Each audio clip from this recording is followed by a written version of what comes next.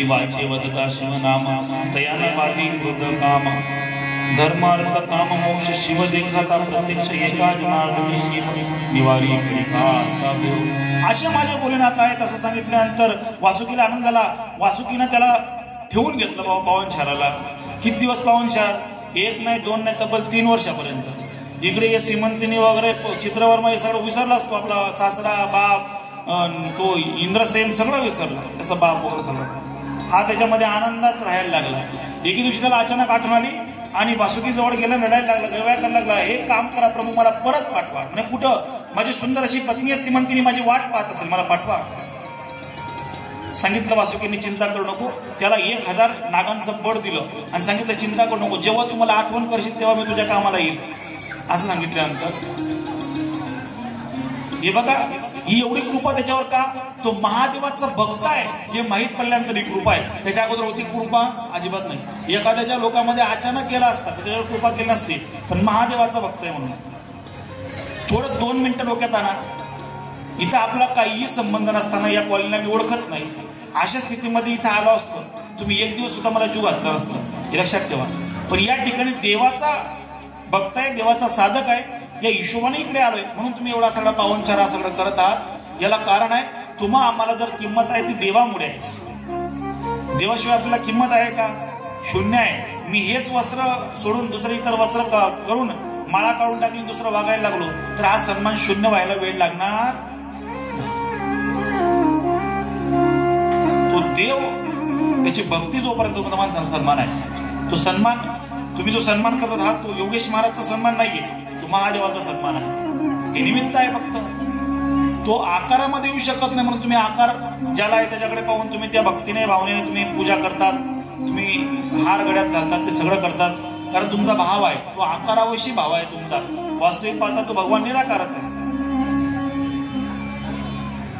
अशा पद्धतीने त्या ठिकाणी तो जेव्हा परत आला, ज्यावेळेस परत आला, यमुना नदीच्या काठावर रडत बसलेली श्रीमंतिनी, एवढे उपवास तपवास, एवढे उपवास तपवास, तिने दररोज 1100 दाम्पत्य ती पूजन करत होती. किती?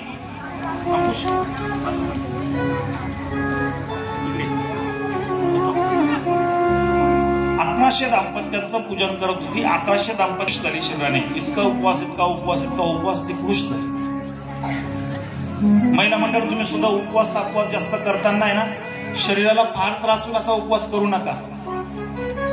जास्त शरीराला पण त्रास देत जाऊ नका, नाही तर तुम्ही एवढे उपवासाच्या अधीन होऊन जातात की तुमचं शरीर तुमची साथ देत नाही. एवढंही माणसाने पुरुष होऊ नये. उपवासाचा अर्थ असा आहे, 5 कर्मेंद्रिय, 5 ज्ञानेंद्रिय, 11वं मन एक करून भगवंताच्या जवळ जाऊन भगवंताचं नामस्मरण करणं, याला उपवास म्हणतात. नाही तर उपवास केलाय आणि लक्ष नेमकं अन्नाकडे, नेमकं प्रॉब्लेम असा असतो, ज्या दिवशी उपवास करतो ना आपण त्या दिवशी सकाळी लवकर भूक लागते आपल्याला.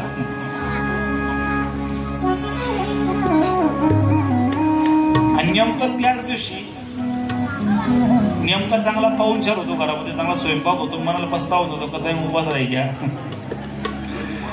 देव परीक्षा पाहतो तुमची. आमचा एक चुलत भाऊ आहे, तो इतका खाणार पिणार आहे. त्याने वर्षभरापूर्वी एकादशी धरायला सुरुवात केली होती आणि नेमकं गलीमध्ये गोंधळचा कार्यक्रम होता. गोंधळचा कार्यक्रम, काही लोकांना गोंधळचा कार्यक्रम खूप आवडतो. गोंधळचा कार्यक्रम, तो असं संताप मध्ये आला आणि बायकोल म्हणू लागला, म्हणे का ग, म्हणे काय नेमकी एकादशी राहिली झाली म्हणे आज, म्हणे काय तिथं असा खाल्ला असतं. एकादशीला काय म्हणतोय बघा तो. काही लोकांना ना खायला इतकं खातात ना, काय सांगू तुम्हाला. चुकीचं खाऊ नका.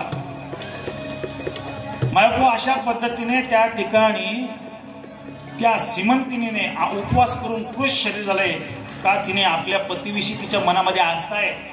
पती येईल एक दिवशी तरी, काहीतरी महादेव कृपा करेल, ते वाट पाहते. नेमका हा 3 वर्षामध्ये त्याची ताडी जटा वाढली. एका साधूसारखा आला आणि त्याने पाहिलं श्रीमंतीला, ओळखलं. सुरुवातीला जवळ गेला आणि तिला विचारलं तू कोण आहेस? म्हणजे मी चित्रवर्माची मुलगी श्रीमंतिनी आहे. हे लक्षात आलं, ही आपली श्रीमंतिनी आहे. आज 3 वर्षानंतर ती 14 अधिक 3 17 वर्षाची तरुणी झाली होती. ती तरुणी झाल्यामुळे त्याला त्याच्याकडनं ओळखणं शक्य झालं नाही. मग तू जवळ गेला आणि सांगितलं, म्हणले बाई तू असं का करतेस, तुझी ही असे हाल कसे झाले? म्हणे माझा पती आहे, माझा पती त्या ठिकाणी गेला आणि तो त्या ठिकाणी मेल्यामुळे आज माझ्यावर अशी कंडिशन आली आणि अशी कंडिशन आल्यामुळे मी माझ्या सासू-सासऱ्यांना सुद्धा त्या ठिकाणी इंद्रसेनावर सुद्धा हमला केला, ते सुद्धा त्या ठिकाणी बेघर झाले, त्यांना त्या ठिकाणी तुरुंगात ठेवण्यात आलंय, सगळी कंडिशन सांगितली. त्याने अचानक हात धरला तिचा आणि हात धरून सांगू लागला, बाई चिंता करू नको, मी आलोय म्हणले, आता तुला 3 दिवसानंतर याच जागेवर तुझा पती भेटेल म्हणले. तिच्या डोक्यात अतिशय क्लिक झालं. म्हणजे अचानक परपुरुष आपला हात धरू शकत नाही. हा तर तो चित्रवर्मा तर नसावा ना, हा चित्रांगद तर नसावा ना, ती हा विचार करते डोक्यामध्ये. पण नेमकं याला चित्रांगद म्हणावं तर 3 वर्षापूर्वी जो मेला आहे, जो बुडाला आहे, तो सापडलाच नाही, मग तो कोण होता, ती कन्फ्युजन झाली. आणि त्यानंतर तिच्या सखींना विचारू लागली, काका हा चित्रांगद तर नसेल ना. त्या घरी गेल्यानंतर याने काय केलं, याला माहीत पडलं की आपल्या त्या नैशत राज्यामध्ये त्या ठिकाणी आपल्या बापाला त्या ठिकाणी तुरुंगात ठेवलंय. त्याने एका नागाला पुरुषाचं रूप घेऊन तिथं पाठवलं आणि त्या नागाने सांगितलं, तुम्ही चिंता करू नका इंद्रसेन महाराज, तुमचा मुलगा 1000 नागांचं बळ घेऊन आलाय आणि तुम्हाला सोडल्याशिवाय राहणार नाही. त्या नागरूपी पुरुषाने तिथल्या असणाऱ्या त्या राजाला सांगितलं, म्हणजे ए बाबा, तो या इंद्रसेनाचा मुलगा चित्रांगद वासुकी सापाच्या छायेमध्ये तो वाढलाय आणि त्याची कृपा त्याच्यावर आहे, तो जर आला तर तो जिवंत राहणार नाही.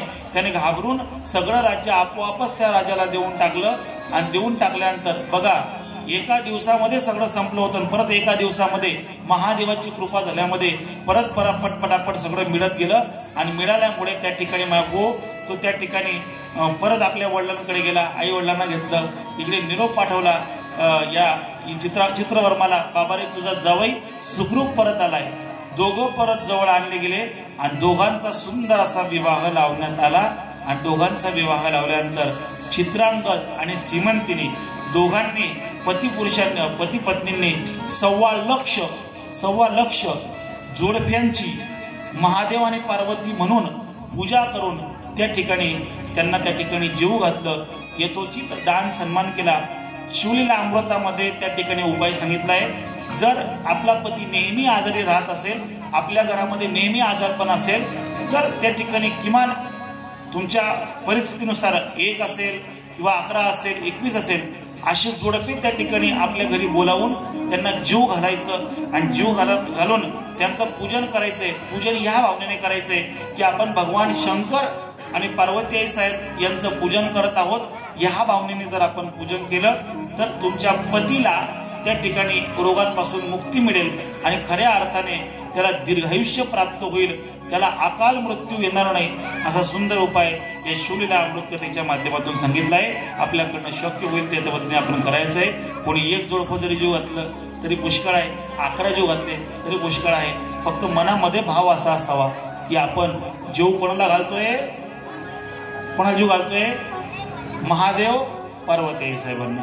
महादेव पार्वती आपल्याकडे जेवत आहेत, या अनुषंगाने जोडपे त्या ठिकाणी जीव घालायचे आहेत आणि त्यानंतर त्या ठिकाणी महादेव तुमच्यावर कृपा करतील.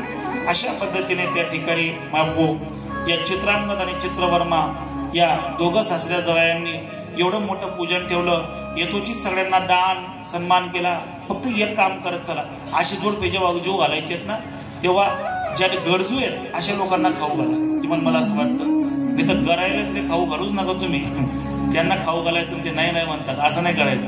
जे गरजू आहेत ना अशा जोडप्यांना खाऊ घाला, जेणेकरून त्या ठिकाणी ते पुण्य आपल्याला अधिक त्याचा लाभ होईल, हो की नाही. आणि खाऊ घालायलाच पाहिजे. मी तर नेहमी सांगतो, आमच्या पाचोऱ्यामध्ये कथा कीर्तन असतात ना, आता हे माघ महिन्यामध्ये याच्यामध्ये पौषमध्ये काही लोक सांगतात की तुम्ही मुंज जीव घाला. काय जीव घाला? मुंज जीव घालायला होतात मुलांसाठी. मी लोकांना सांगतो, तुम्हाला मुंज जीव घालायचे आहेत ना, तुम्ही कुठंच जाऊ नका, माझ्याकडे 50 मुंजे आहेत. एकदा जीव घातला त्या आयुष्यभर मुंजे जीव घालायचीच गरज नाही, एकचदा जीव घालायची गरज आहे. आणि येतात लोक, ते म्हणजे साक्षातच आहेत ना. तुमचे मुंजे कुठं कुठे फिरणारे आहेत, आमचे मुंजे सगळे माळकरी मुंजे आहेत. एकदा जीव घातलं की सगळंच मोठं पुण्य. जिथं गरज आहे ना तिथं देत चला, जिथं गरज आहे तिथं खाऊ घालत चला. ज्याला गरज आहे त्याला खाऊ, ज्याला गरज नाही ना त्याला खाऊ घालू नका. तो खाणार पण नाही आणि खाल्लं तरी तो नाव ठेवल्याशिवाय राहणार नाही. काही लोकांना तुम्ही किती चांगलं खाऊ घाला, ते नाव ठेवल्याशिवाय राहतच नाही. अशा पद्धतीने या चित्रांगद आणि चित्रवर्माच्या दोघांनी सीमंतिनीची ही कथा या ठिकाणी पूर्ण होते. त्यासोबत त्या ठिकाणी 6वा अध्याय सुद्धा पूर्ण होतो. आता आपण पुढे 7व्या अध्यायाकडे वळू. त्याच्या अगोदर भजन आणि 7व्या अध्यायाची सुंदर कथा. हरि ओम मे ओम समाधि मेरा भोला दिल में आया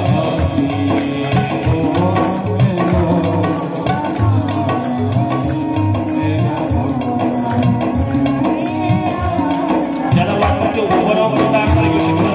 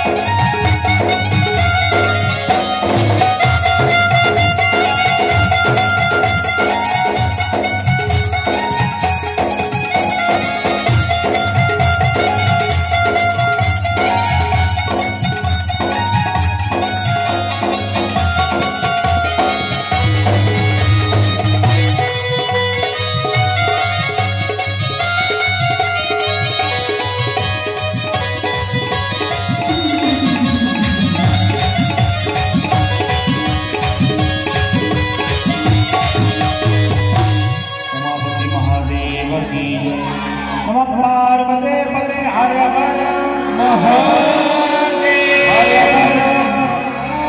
हर हर महादेव शंभो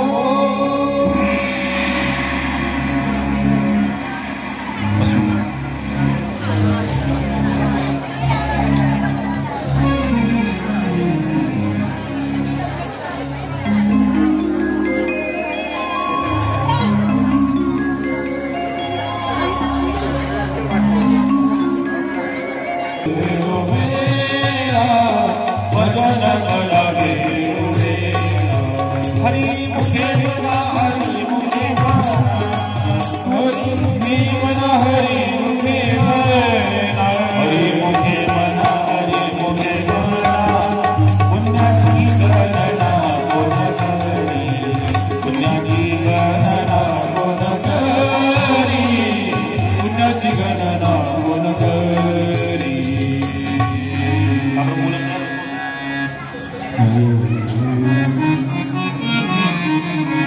शास्त्राप्रमाणे वागा.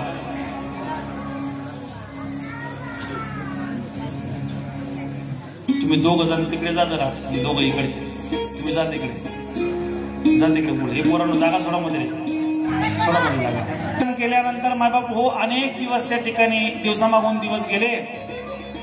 घरी परत आले. एकाच्या पित्याचं नाव सारस्वत आहे आणि एकाच्या पित्याचं नाव वेदमित्र आहे. दोघं मित्रांनी आपल्या दोघं पोरांना घेतलं साधं राजाकडे घेऊन गेले. राजाकडे घेऊन राजा सांगितलं, राजन म्हणले काय, आमच्या पोरांनी खूप ज्ञान त्या ठिकाणी मिळवलंय. म्हणे किती ज्ञान? अरे भरपूर ज्ञान प्राप्त केलंय आमच्या पोरांनी. दाखवा म्हणलं किती ज्ञान प्राप्त केले. त्यांनी आपलं ज्ञान दाखवायला सुरुवात केली. पूर्वी ज्ञानी झाल्यानंतर राजाकडे जावं लागत होतं, राजाकडे ज्ञान दाखवावं लागत होतं. मग राजा तुम्हाला नोकर देत होता. राजाला ज्ञान दाखवलं, राजाला आवडलं. पण राजा म्हणले तुमची परीक्षा घेतो मी. काय परीक्षा घेतो? तुम्ही एक काम करा म्हणले, एकाने स्त्री व्हा आणि एकाने पुरुष व्हा. दोघं मित्र आहात ना तुम्ही, एकाने बाईसारखा वेश घ्या म्हणले आणि एकाने पुरुषाचाच वेश राहू द्या. आणि दोघांनी जाऊन त्या ठिकाणी एका ठिकाणी जाऊन तुम्हाला परीक्षा घ्यायची म्हणले. पोरं नकार देऊ लागले. म्हणले आम्ही पुरुष असून स्त्रीचा वेश कशाला घ्यायचा? हे चुकीचं आहे. एखाद्या पुरुषाने स्त्रीचा वेश घेणं हे चुकीचं आहे. आणि त्या एखाद्या पुरुषाने स्त्रीचा वेश घेतलेला जर पाहिलं तरी आपल्याला त्या ठिकाणी पुढच्या जन्मामध्ये नरकाला जावं लागतं, असं नाथ महाराज म्हणतो. आता बरेच पुरुष त्या ठिकाणी भारुडाच्या माध्यमातून सुद्धा स्त्रीचा वेश घेतात. असे बाकीचे त्यात 5-5 साड्या घालतात. विचारू नका तुम्ही, चुकीचं आहे ते.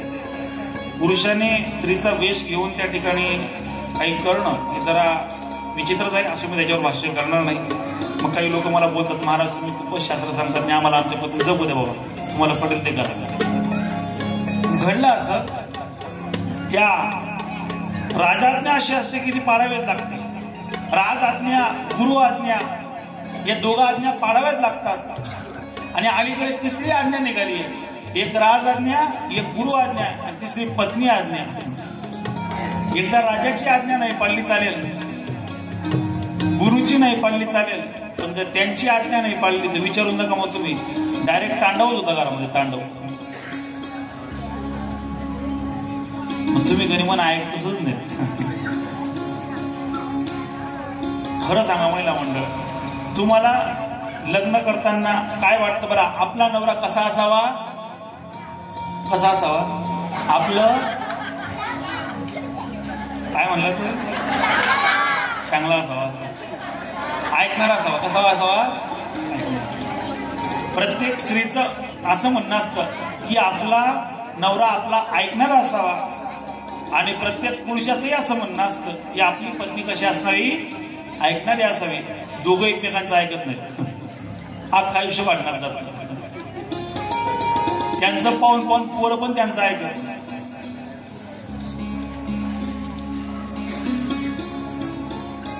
मग मात्र राजाची आज्ञा झाली आणि एकाने स्त्रीचा वेश घेतला आणि एकाने पुरुषाचा वेश घेतला. आणि दोघ जण आले कुठं? या सीमंतिनीकडे.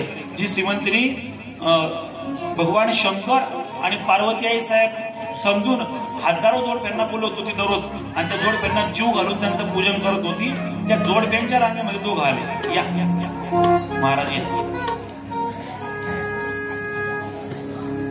आणि सीमंतिनी आणि चित्रांगद दोघही जण त्यांनी सर्व जोडप्यांची पूजा करत होती, यांचीही पूजा केली. घ्या पूजनासाठी ताट घ्या.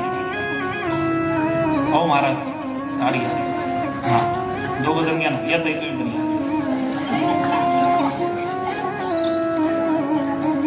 दोघ जण त्या ठिकाणी समोरचं पूजन, सगळ्यांचं पूजन करतायत. पूजन करताना आपल्या समोर साक्षात भगवान शंकर आहेत आणि आई उमा आहे. या भावनेने दोघांचं पूजन करून त्या ठिकाणी आशीर्वाद घेतात. हो हा आणि दक्षिणा देतात. दक्षिणा आहे का तुमच्याकडे द्यायला? नाही ना. दर्शन घेतलं पण श्रीमंतीने ओळखलं, चित्रांगदांनी ओळखलं. श्रीमंतीने म्हणले हे डुप्लिकेट जोडप आहे म्हणले, डुप्लिकेट. पण ती बोलली नाही, बोलली नाही. फक्त म्हणाली वा वा तुमची जोडी अशीच राहू म्हणले. काय बोलली? जोडी सुंदर आहे तुमची जोडी अशीच राहू. दोघं मित्र आहेत बरं का, ते दोघं माणसं आहेत. पण ते परिणाम असा झाला, आता ते पतिव्रतेचा शब्द होता, तो शब्द देव सुद्धा टाळू शकत नाही. तिचा आशीर्वाद काय होता? तुमची जोडी अशीच राहू. नेमकं असं घडलं. महाराज तुम्ही मागे आता नेमकं येत आहे तू जोडीनेच राहत जा, जोड नाही सोडायची. हे दोघ जण आता निघाले. फिरून या तुम्ही नंतर वनात. हा खुशीत गेले तर म्हणजे आपण फसवलं म्हणले त्या बाईला, आपलं ओळखलं नाही म्हणते. तिने भरपूर द्रव्य दिलं. पण बघा शब्द असा होता, शब्द असा होता तुमची जोडी अशीच राहू. परिणाम असा झाला, जो पुरुष होता, ऐका मंडळी जी ग्रंथात आहे ते तुम्हाला सांगणार, जो पुरुष होता तो स्त्री तयार झाला. स्त्री तयार झाला. तो सोमवंत होता, तो स्त्री तयार झाला आणि सुमेधा पुरुषच राहिला. आणि त्याने स्त्रीचं वस्त्र घातल्यामुळे स्त्री झाला. मग तो त्या आपल्या मित्रासोबत त्या ठिकाणी सांगू लागला, त्याला चिडू लागला. त्याला म्हणलं अरे तू पुरुष आहे, मी स्त्री आहे, आपण एकांतात आहोत. त्याला आपली मनातली इच्छा सांगू लागला. हो इच्छा व्यक्त करू लागला. मग तो म्हणला अरे वेळा झालाच का, तूही पुरुष मीही पुरुष आणि तो अशी इच्छा व्यक्त का करतो? त्याने सांगितलं अरे बाबा माझ्या शरीरामध्ये पूर्णपणे बदल झालाय, मी एक स्त्री झालोय, मी स्त्री झालोय. याला कारण काय? तर तो प्रतिवतेचा शब्द होता. पतिव्रतेचा शब्द दिला. बाबांनो जगात अशक्य सुद्धा शक्य होऊ शकतं. एका पतिव्रतेने, जी शांडिल्यांची पत्नी होती मगाशी, जिने तिला सांगितलं होतं, हिचे गुरु म्हणजे कोण होते? शांडिल्य पत्नी मैत्री. या शांडिल्यची तर तुम्हाला कथा माहित नसेल तर बघा, हिच्या पत्नीने म्हणजे मैत्रीने सूर्याला सुद्धा थांबवून ठेवलं होतं. इतकी ताकद तिच्यामध्ये. सूर्याला उगू दिलं नव्हतं तिने, कारण त्याला श्राप भेटला होता की त्या ठिकाणी हिचा पती हा सूर्यास्तानंतर त्या ठिकाणी सूर्यास्ताला हा मेलेश्वर नाही. तिने सूर्याला हात देऊन दिला आणि सांगितलं मी जर खरी पतिव्रता असेल तर सूर्य त्या ठिकाणी आज बुडणारच नाही. सूर्याची बुडायची ताकद झाली नव्हती. अशा असणाऱ्या गुरुची ती शिष्य होती. तिने बोललं आणि ती समोरची स्त्रीच झाली. बघा आता नेमकं असं झालं की दोघं जण घरी गेले आणि घरी गेल्यानंतर मायबापू जसे घरी गेले ना, त्या ठिकाणी त्यांच्या बापांनी पाहिलं अरे हे काय घडलं. ते दोघंही ते मित्र होते ना, ते मित्र त्या ठिकाणी संतापले. त्या राजाकडे गेले. हे राजा तुझ्यामुळे म्हणले आमच्या पोरांचं नुकसान झालं रे. चांगले पोरं आमचे त्या ठिकाणी चुकीच्या रूपात आले.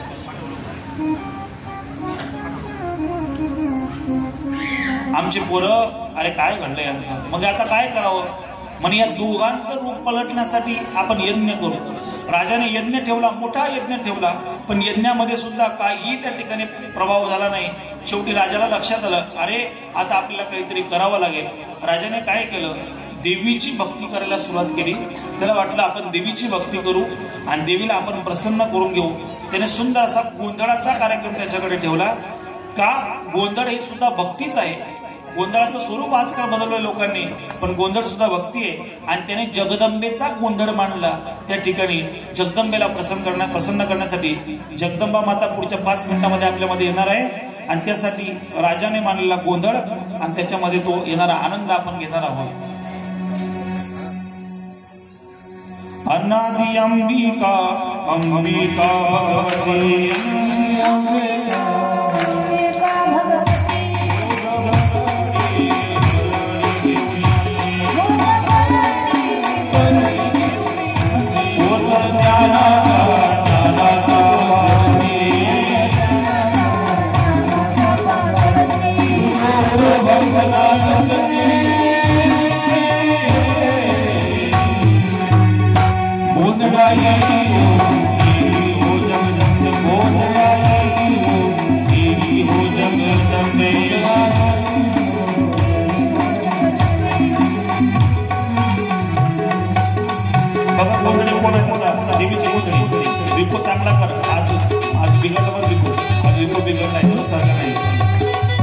व्यास वशिष्ठ शुक गोंधळी व्यास वशिष्ठ शुक गोंधळी व्यास वशिष्ठ शुक गोंधळी वशिष्ठ शुक गोंधळी नाचताती सोहम मिळी नाचताती सोहम मिळी नाचताती सोहम मिळी नाचताती सोहम मिळी भाव विसरून बडी द्वैत भाव विसरून बडी द्वैत भाव विसरून बडी द्वैत भाव विसरून बडी येळती आंबे तुझे गोंधळे गोंधळा येई हो जगदंबे गोंधळा येई हो जगदंबे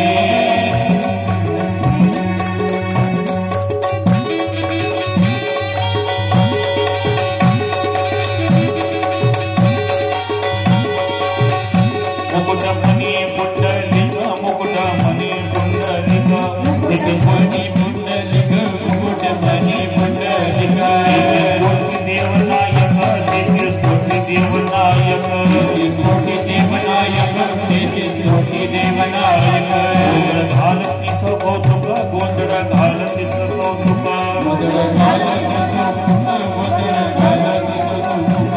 एका जनार्दनी नाचे ते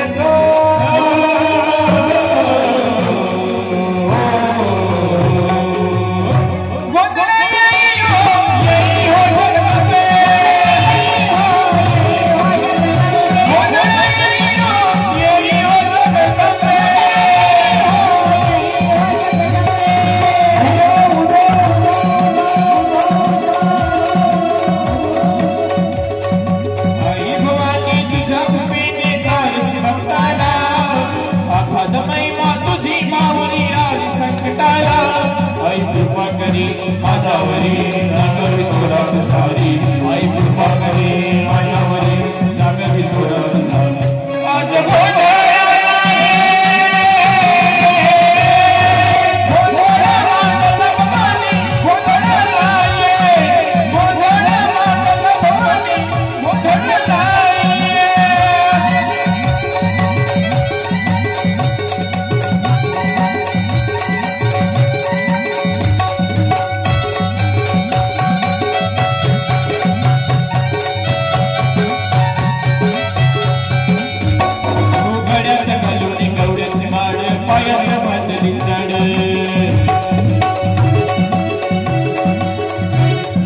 हातात परडे तुला गावळी वाजवतो सफड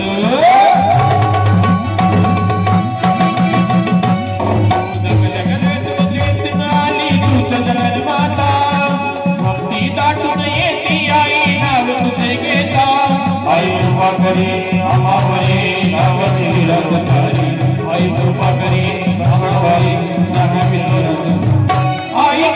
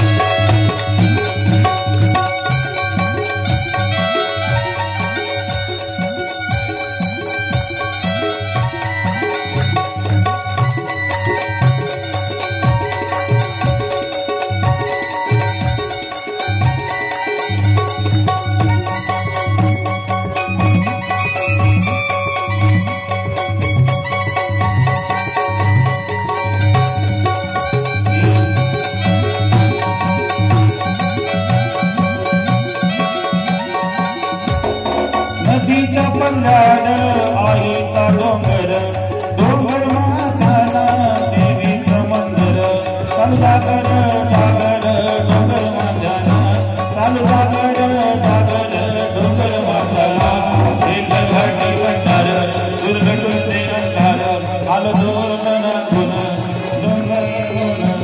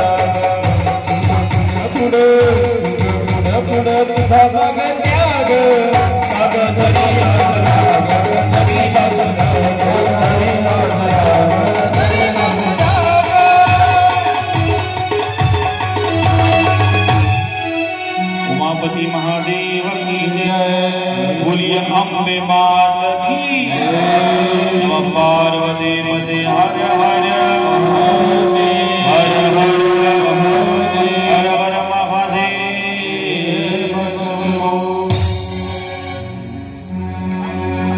देवीच्या समोर राजा आणि राणी सरकार आले.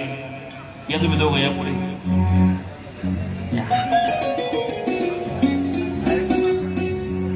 म्हणले. या दोघांना परत आता ती श्रीमंती नाही, जिने श्राप दिला ती नाही, हे दुसरे राजा राणी आहेत वगैरे. आपल्याकडे तेवढे जास्त पात्र म्हणण्यापेक्षा त्यांनाच आपण ऍडजस्ट करत चालतो.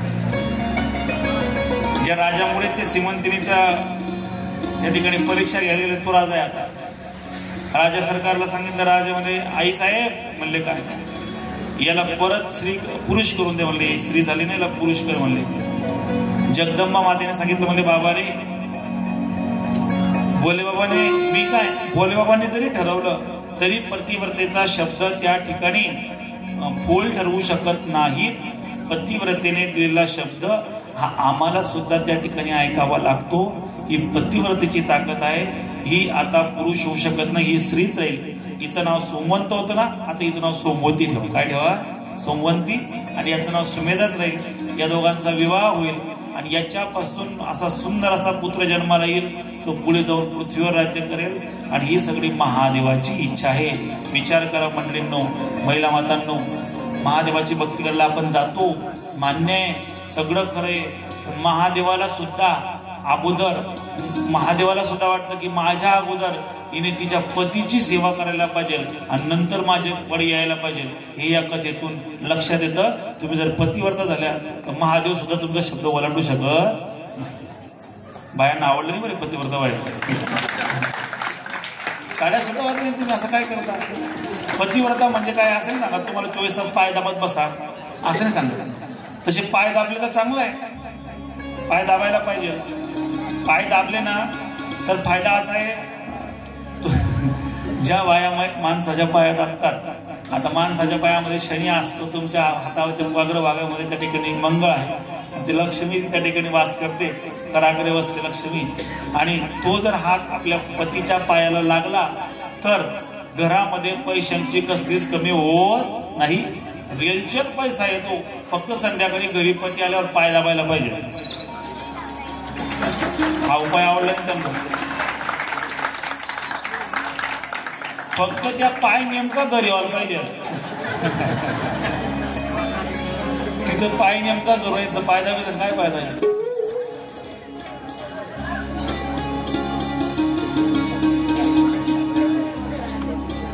पतीची सेवा करत चाल. इथं पती पाणी मागतोय आणि आपण म्हणतो समजून नाही म्हणले तुमनं डोकं फिर गेला घरी घाला माझ्या हात लिहिले तर तुमनं बंद झालं ते पाणी दे जेवण. आपले समजत नाही का? 3 बने थकेलचे मी चाललो माझ्यावर पाणी टाकाले, तुमनं पाणी पिल्या. माझ्यावर पाणी आवडी का ते? महादेव म्हणे ताई पहिले घरना महादेव वल्ला कर माठी आणि पतीची सेवा करा. महादेवाला सुद्धा पतीची सेवा आवडते. माझं बोलणं असं जे भाऊ तुम्हाला रागाला देऊ दे. सुरुवातीला पतीची सेवा आणि नंतर महादेवाची सेवा.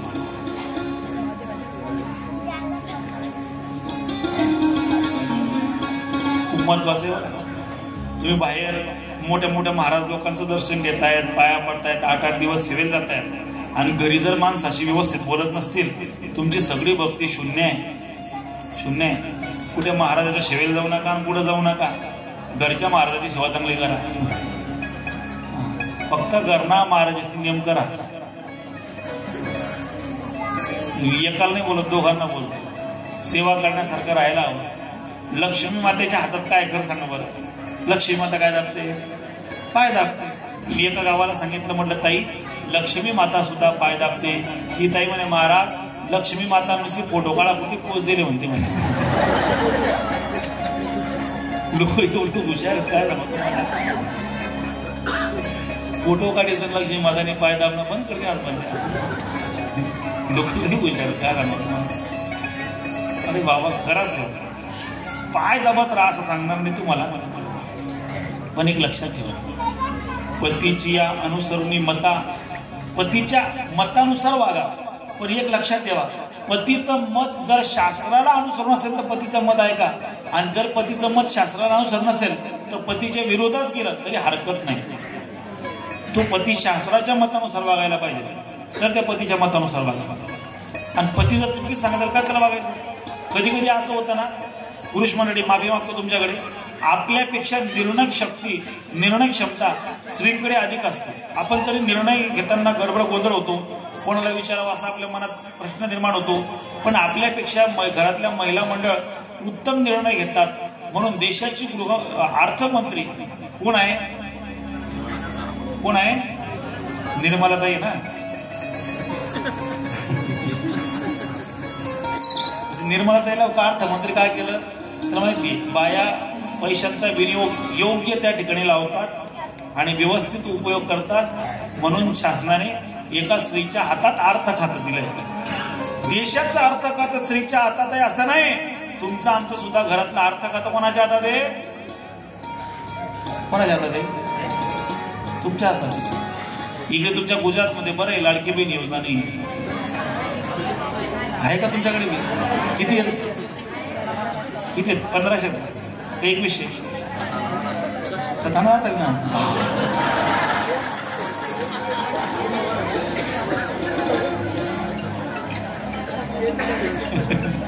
दोघा राज्याचा फायदा घेतला इतके. महाराष्ट्रात असं घडलंय बायांच्या हातात 1500 रुपये पडले, माणसाच्या हातात काही राहत.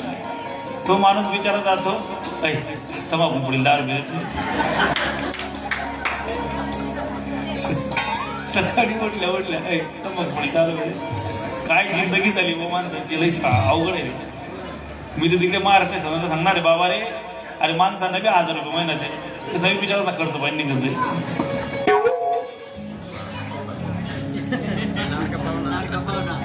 लाडका पाहुणा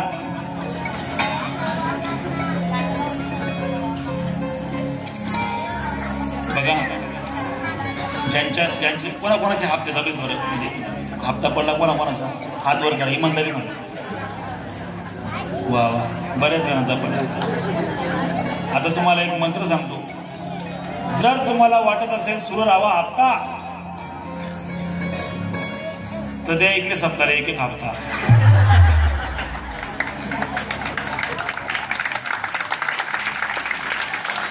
गाड्या वाजण्याची इच्छा आहे बरं त्यांची. तुम्ही तिच्यात हप्ता तो चालू आहे आपला सप्ताह.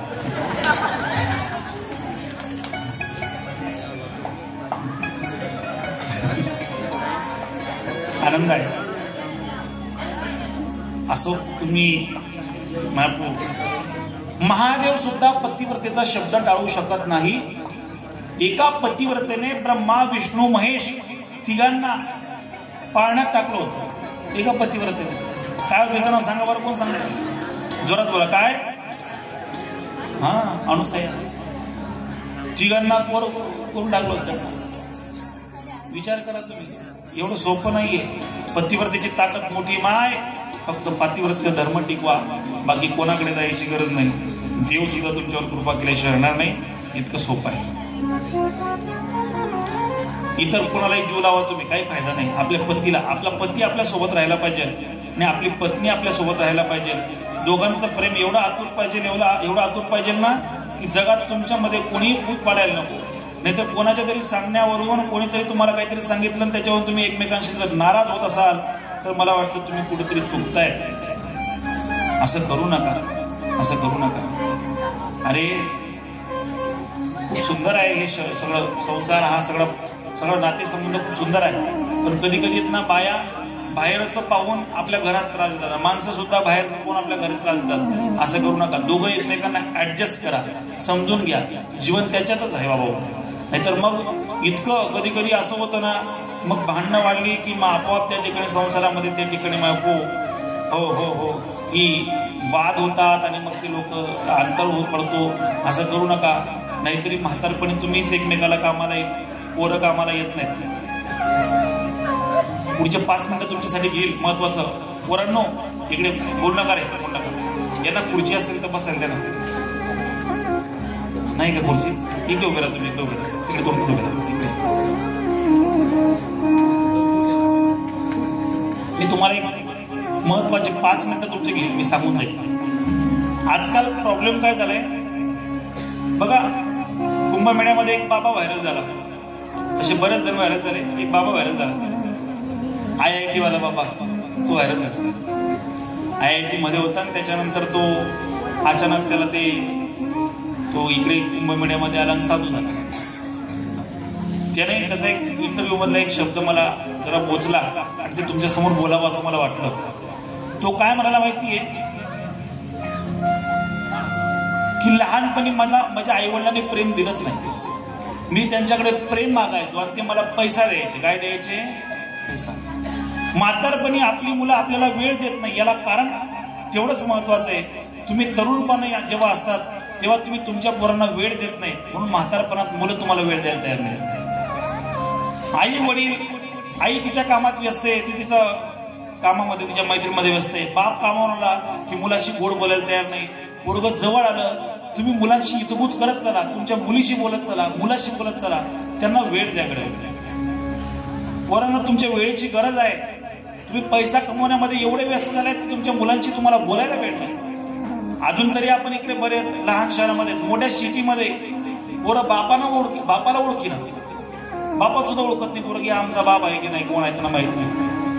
कारण मुलगा जेव्हा झोपलेला असतो तेव्हा बाप कामाला जातो आणि मुलगा जेव्हा झोपी जातो तेव्हा बाप कामावरून येतो. तुम्ही खूप कामं करतायत, खूप पैसा कमवतायत, पण पोरांना वेळ द्या, नाहीतर भविष्यात हीच पोरं तुम्हाला वेळ देणार नाही.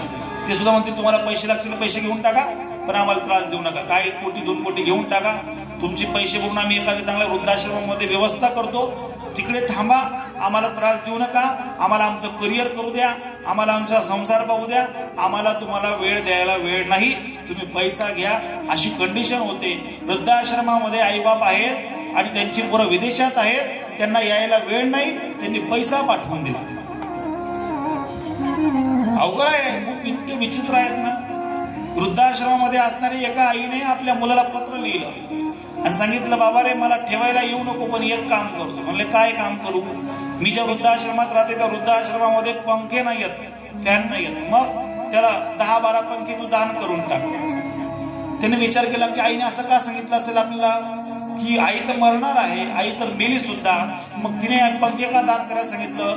तर त्या आईने दुसऱ्या पत्रामध्ये लिहून ठेवलं होतं की बाबा रे पंखे यासाठी दान करायला सांगते मी, तुला गर्मीमध्ये राहायची सवय नाही, उद्या उठून तुझ्या मुलाने जर तुला या वृद्धाश्रमामध्ये टाकलं तर अगोदरच पंखे देऊन ठेव, तुला हवा खायला कामात नाही. हा विचार करा. जसं तुम्ही बीज पेराल तसं तुम्हाला बीज उगेल. वरनो आई वडिलांसारखं श्रेष्ठ दैवतच जगात नाही. आई वडिलांना प्रेम द्या. म्हातारपणामध्ये आई वडिलांना काय वाटतं? फक्त 2 शब्द माझ्या मुलाने माझ्याशी गोड बोलावेत, याच्या व्यतिरिक्त काही नाही. खरं सांगा, जेवढ्या म्हाताऱ्या आहेत ना त्यांना एकच वाटतं, मन सांगे 2 शब्द नीट बोलायला पाहिजे. त्यांना वाटत नाही पैसे द्यावे, त्यांना वाटत नाही मला वेळ द्यावा, पण व्यवस्थित 2 शब्द बोलायला हवेत. आणि तेवढंही जर होत नसेल तर काही कामाचं नाही. नेमकं पोरं एवढी शानी समजतात स्वतःला, एवढं शाना समजता, मोठं झाल्यावर त्यांना बाप बिंडूकच वाटतो, आई बिंडूक वाटतो. जाऊ दे, यांच्याशी काय बोलायचं. त्यांना वाटतं की यांचं वय झालं तर यांना कळत नाही काही. असं करू नका. आई वडिलांना वेळ द्या आणि आई वडिलांनी सुद्धा पोरांना वेळ द्या. एक हाताने राडे वाजत नाही. दोघांचं वागणं व्यवस्थित असलं तर पुढे सगळं व्यवस्थित चालतं. बघा, यांना पुढे त्या ठिकाणी दोघांचा संसार सुंदर त्या ठिकाणी चालू होता आणि पुढे जाऊन त्या ठिकाणी दोघांना ती संमती स्त्री झाली आणि त्यानंतर त्यांना दोघांना एक मुलगा झाला. त्या मुलाचं नाव भद्रायू ठेवण्यात आलं. काय नाव ठेवण्यात आलं? भद्रायू. पुढच्या याच्यामध्ये आपल्याला त्या भद्रायूच त्या ठिकाणी आख्यान ऐकायचंय आणि सुंदर पद्धतीने त्या ठिकाणी आजचा हा जो अध्याय आहे, हा 6वा अध्याय त्या ठिकाणी, 6वा अध्याय त्या ठिकाणी, 7वा अध्याय पूर्ण होतोय. पुढच्या आपल्याला 8व्या अध्यायाकडे वळायचंय. त्या अगोदर सगळ्यांनी उठायचंय, 5 मिनिटं आनंद घ्यायचाय आणि शेवटचा अध्याय त्या ठिकाणी झाला की मग आपला 8वा अध्याय झाला की आजच्या कथेला आपल्याला पूर्ण होऊन द्यायचं.